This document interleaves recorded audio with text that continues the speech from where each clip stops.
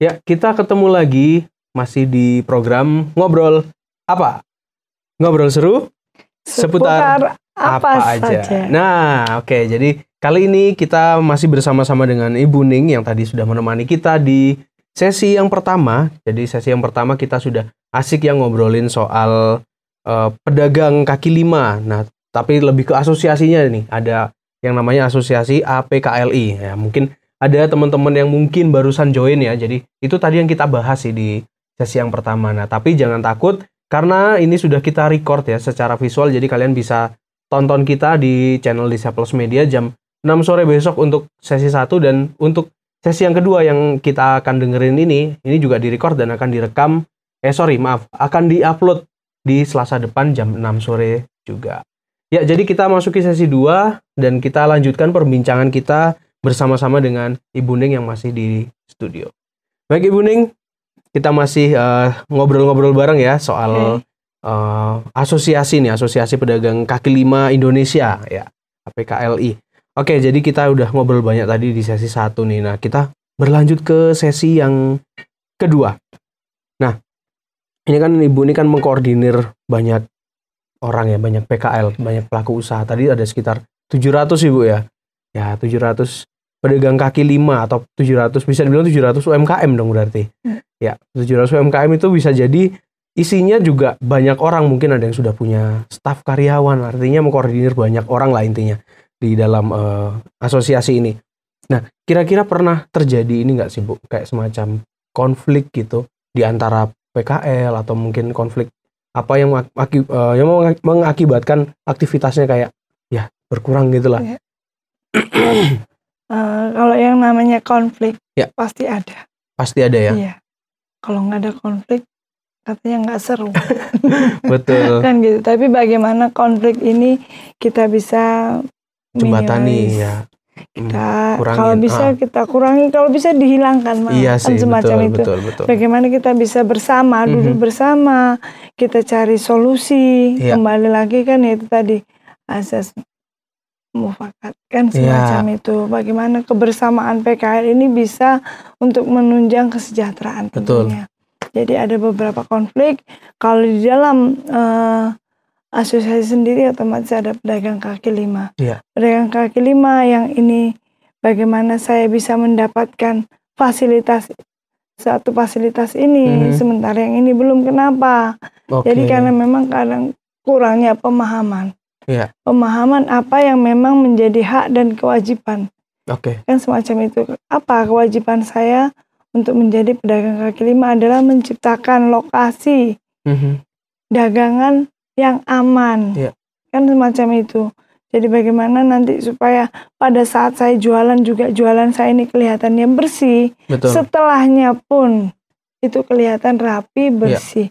Jadi pihak yang memiliki lokasi untuk dagang ini juga merasa nyaman ketika lokasinya dipakai. Tetap kebersihan. Kembali kebersihan itu tetap menjadi prioritas. Bagaimana supaya PKL Kota Batu ini kelihatan nyaman. Penataannya juga rapi. Pelayanannya kembali lagi ya kelihatan higienis.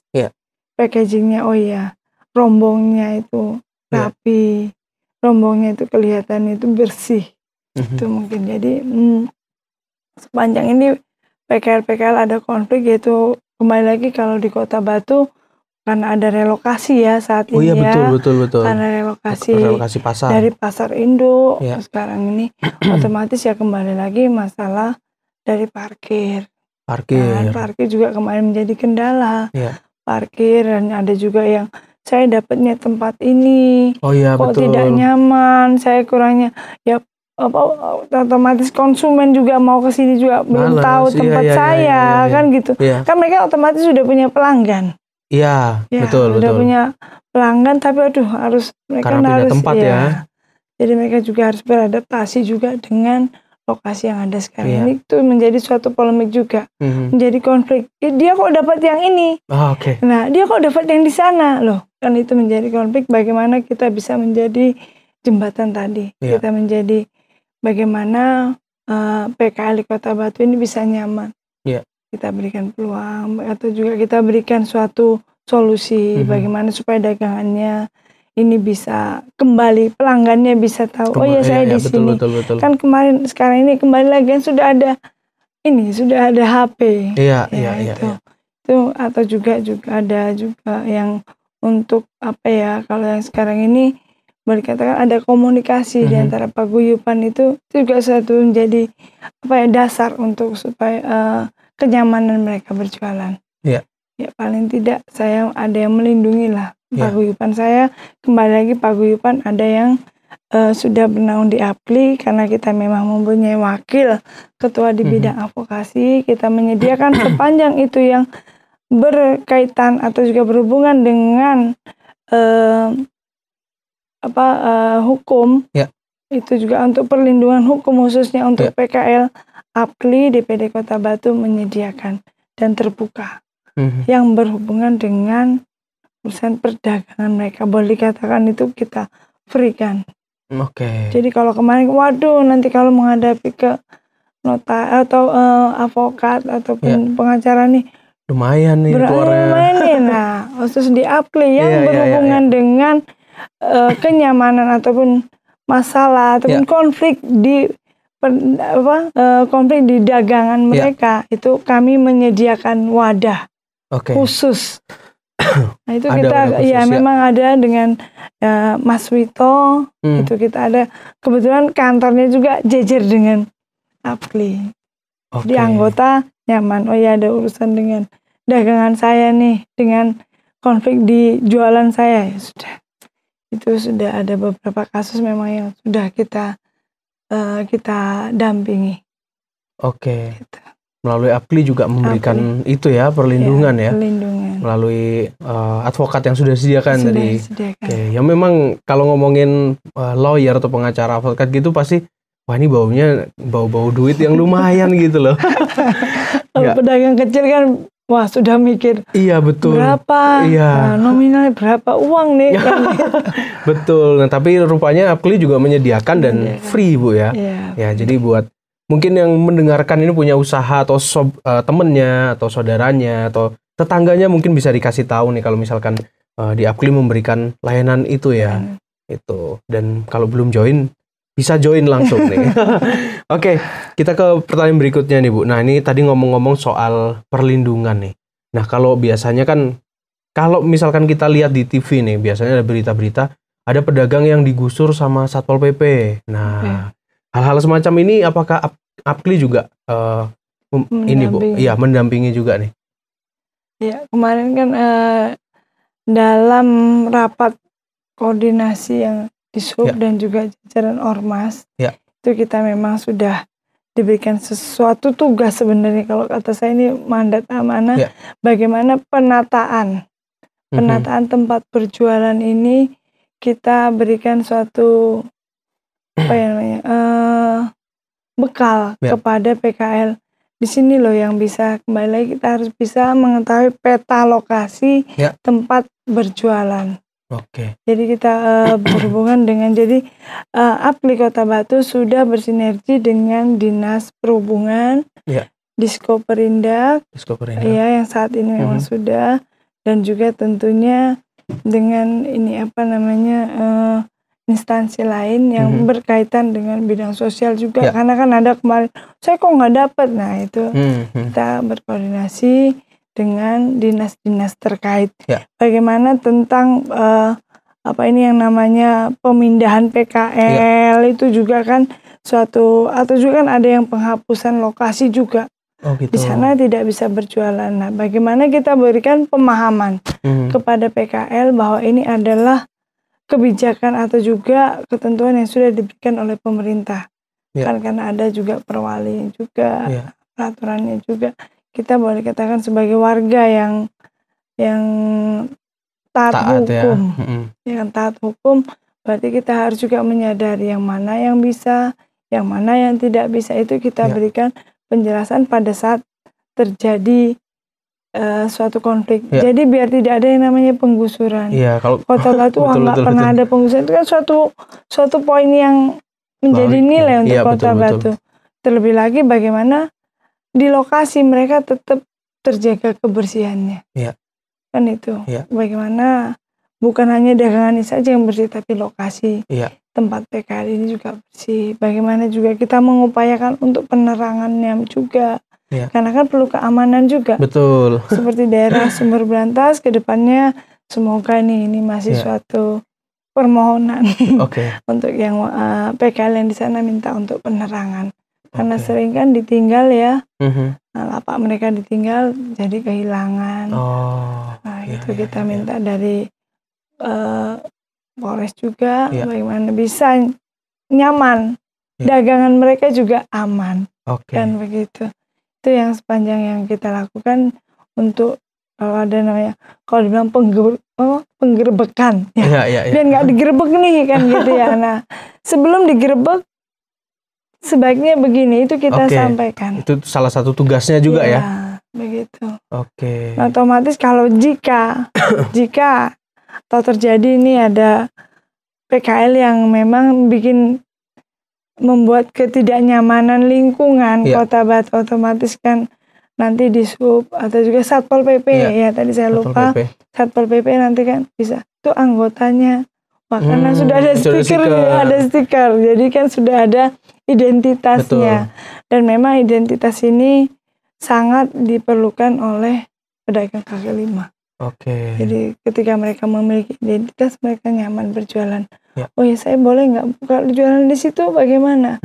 Oh itu tempatnya monggo, tapi agak ke dalam. Supaya jalannya ini nggak mengganggu pengguna jalan. Gitu. Oh ya Bu. Nah bagaimana kita tata tempatnya ini bisa rapi. Oh iya Bu. Sepanjang ini sih mereka komunikasinya baik. Jadi kita juga bisa memberikan arahan atau juga suatu pendapat lah ya buat mereka. Yang namanya pemerintah tidak pernah membatasi atau menutup tempat untuk mencari nafkah. Tapi tempat mencari nafkah yang bersahabat, yang membuat nyaman untuk Kota Batu. Kota Batu nyaman, keamanannya juga terjamin, pedagang juga seperti itu. Jadi ada perspektifnya. Boleh berjualan tapi yang rapi, ada aturan yang ada. Aturan ini adalah memang suatu kebijakan yang dari pemerintah, itu ayo kita jalankan. Ya memang kalau misalkan ngomong soal Satpol PP itu pasti ada yang dilanggar lah Bu, nggak mungkin ujuk-ujuk langsung digerebek kan, nggak mungkin. Dan pasti ada kayak peringatan dulu dan segala macam, nggak langsung nih. Kalau memang dia melanggar, nah tapi kalau misalkan nggak melanggar ya sudah lah ya, aman berarti. Sepanjang itu tidak ada pelanggaran, Satpol PP kan nggak mungkin bergerak juga. Betul. Bagaimana sebelum ada pelanggaran kita kasih edukasi dulu nih, supaya nggak melanggar. Namanya bekal berjualan kan salah satunya kan kenyamanan. Betul. Jadi misalnya nih peremajaan, dari lokasi ini tidak diperbolehkan untuk berjualan. Tapi di mana ya? Nah itu kita carikan solusi. Otomatis kita harus bersinergi juga dengan pemerintah.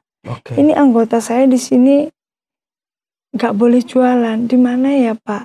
Nah kan itu kita carikan solusi.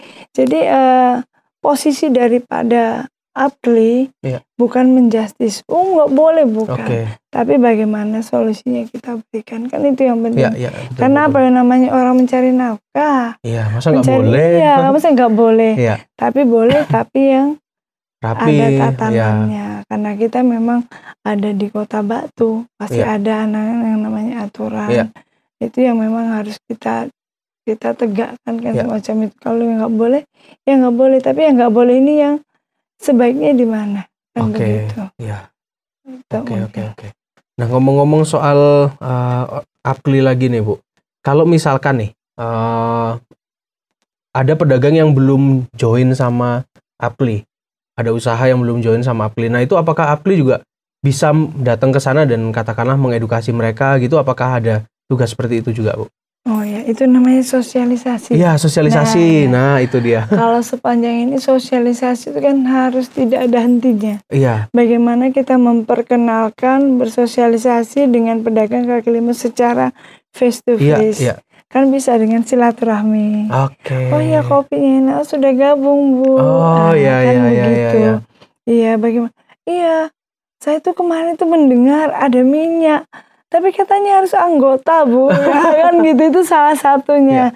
Nah terus ini Bu, kemarin katanya saya ada masalah relokasi, bisa nggak Bu ya saya ini curhat, curhat, oh monggo.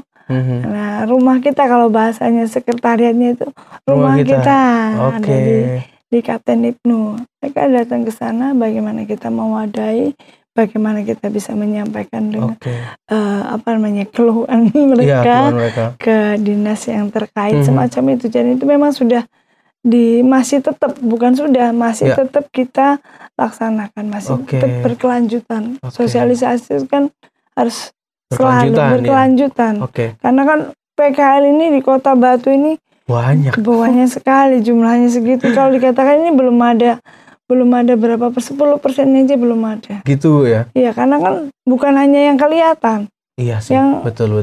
Sekarang kan sudah sistem penjualan ini sudah secara online itu malah lebih banyak. Tapi ya bagaimana juga masalah yang di online ini kan ada yang merasa ketipu, ada yang kan itu. Nah itu coba kita sampaikan ke PKL. Wis intinya boleh berjualan tapi yang membuat konsumen juga nyaman. Yang dijual A, yang kamu berikan juga A. Nah semacam itu, karena aduh ini fotonya di iklannya ini bagusnya gini. Nah begitu diterima kok begini. Iya itu, jauh gitu. Itu kan jadi sesuatu konflik juga. Wah iya begitu dilihat, oh iya itu katanya anggotanya APKLI loh. Nah kemarin kan ada yang semacam itu. Waduh, saya ditelepon, Bu Ningsi itu anggotanya Ibu itu loh, jualannya ternyata barangnya nggak sesuai Bu. Nah itu kita menjadi mediator tentunya. Kita menjadi mediator antara akhirnya clear sudah. Jadi intinya bukan nama APKLI tapi itu tadi membawa. Tapi bagaimana kita klarifikasi, ya puji Tuhan sudah terselesaikan. Itu salah satu konflik yang ada. Bagaimana dia memfasilitas jualan.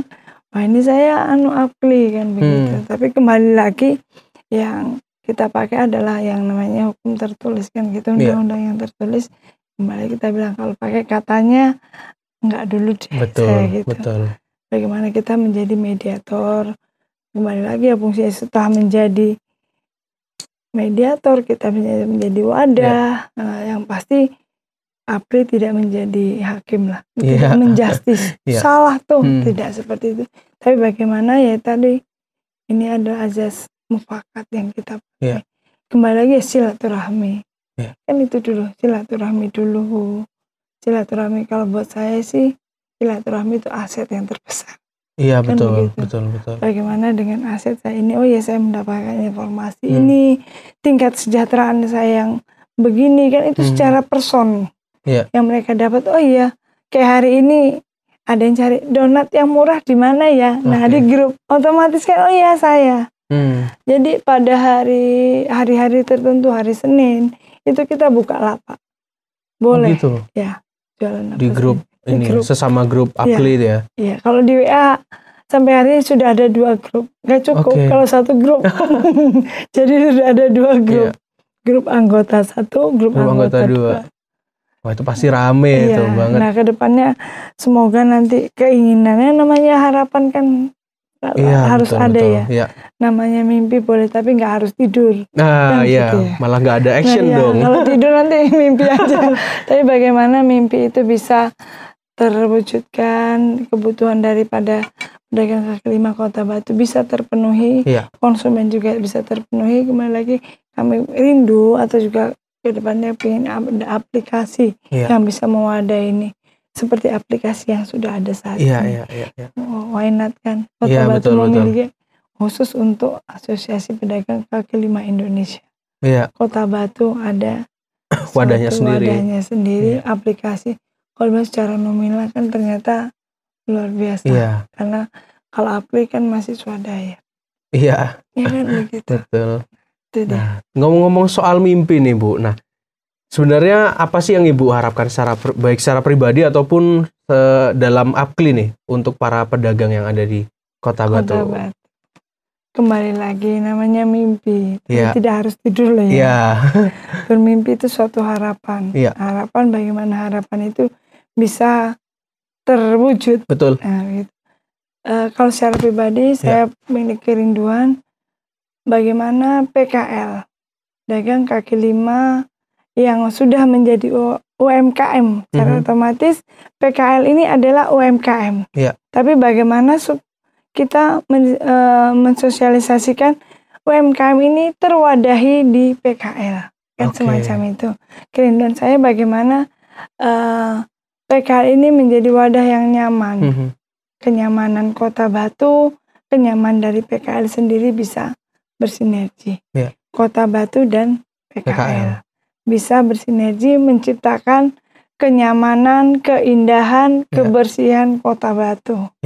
Kan kangen ya, misalnya nih kayak di mana daerah lain, wah ini rapi, oh ya orang rindu ke Kota Batu, PKL-nya begini loh, makanannya higienis, pelayanannya luar biasa, ramah-ramah orangnya. Kalau kita beli tulis nyapa itu loh, kita disapa, datang loh, lu sudah langsung disapa. Nah itu kan suatu poin. Betul. Iya betul. Kan? Kenyamanan. Terus, ya. Orang yang jualin loh, ganteng, ya ayu rapi, gitu. Terus ini apa, mejanya ini loh rapi, tertata. Nah itu kerinduan kita kan semacam itu. Bagaimana kita maksimalkan PKL ini menjadi nyaman, kenyamanan Kota Batu juga ada. Jadi bukan lagi PKL ini membuat lingkungan tidak bersih. Tapi bagaimana lingkungan ini bisa tetap terjaga lah ya. Bagaimana orang selfie loh. Sekarang kan pada betul itu, pada prima dona kan selfie. Saya selfie nih di PKL ini. Iya benar. Kalau lokasinya bagus kan juga malah bisa promo. Nah, menunya nih murah. Murah bersih loh. Sing dodol ayu, sing dodol ganteng. Betul. Nah, udah gitu foto lah dengan packagingnya, piringnya bagus. Selfie, nah, itu kan sudah namanya promosi gratis. Betul. Itu promosi gratis kalau buat saya. Betul.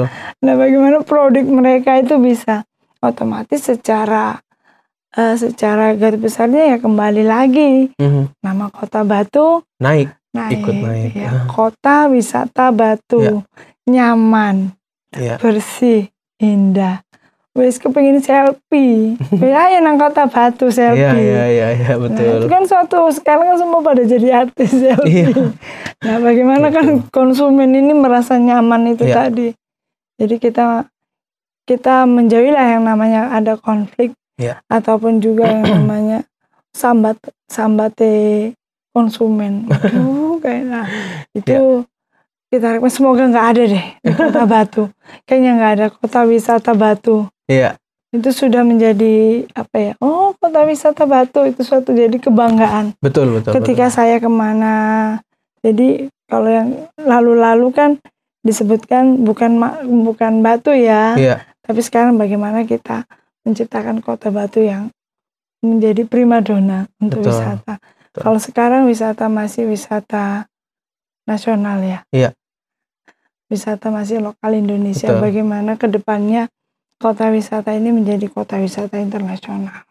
Sekarang Jatim Park dan juga tempat wisata ini yang namanya tradisional sekarang sudah berlomba, ya kan? Sudah berlomba bagaimana dia tidak mengalahkan wisata-wisata yang lain. Ada apa yang di sini aset di desa ini sekarang kan sudah di setiap desa. Nah, bagaimana PKL kembali lagi? Bagaimana PKL ini memiliki warna di sana? Otomatis PKL ya saya lebih cenderungnya kan yang melalui asosiasi asosiasi pedagang kaki lima Indonesia tentunya kan ya boleh toh. Nah, bagaimana wadah ini memang menjadi wadah yang mewarnai Kota Batu. Kalau bisa kita berharap yaitu tadi mimpi APRI Kota Batu mewarnai APRI se-Indonesia. Wah, kan keren gitu kan namanya mimpi ya. Tapi kembali kita kan tidak tidur karena kita tetap kerja terus. Kerja terus ya itu tadi. Bagaimana yang namanya organisasi sosial ini bisa memberikan suatu manfaat ada untuk masyarakat. Oke. Baik Ibu, terima kasih untuk perbincangannya nih yang sudah cukup panjang, seru. Soal APKLI. Nah, terima kasih Ibu Ning ya buat kehadirannya. Di tengah kesibukannya nih kita ganggu di hari Senin. Di hari Senin libur. Iya, oh ya. Di hari Senin kita ganggu dan Ibu bisa hadir di tempat ini, kita bisa bincang bareng ini. Mungkin pertemuan pertama tapi nggak terakhir Bu ya. Mungkin lain kali kita bisa berbincang-bincang dengan topik yang lain tentu saja. Baik, terima kasih buat teman-teman Sobat Askara yang sudah mendengarkan secara live hari ini kita soal ngobrol apa soal Asosiasi Pedagang Kaki Lima Indonesia nih bersama-sama dengan Ibu Ning. Buat kalian yang mungkin mendengarkannya ini terlambat, waduh aku baru dengerin cuma 15 menit nih. Nah, buat kalian jangan takut karena sudah kita rekam dan pastinya akan kita upload di YouTube kita, YouTube channel kita di channel Disa Plus Media. Sesi pertama akan saya upload besok jam 6 sore dan sesi kedua akan diupload pada Selasa minggu depan jam 6 sore juga untuk sesi keduanya. Jadi jangan takut buat yang ketinggalan dan tentu saja kita akan kembali lagi dalam episode Ngobrol Apa selanjutnya di 2 minggu lagi di hari dan jam yang sama. Oke, kalau begitu, Bias Paras undur diri dan terima kasih Bu Ning yang sudah hadir di studio dan sampai jumpa di episode berikutnya.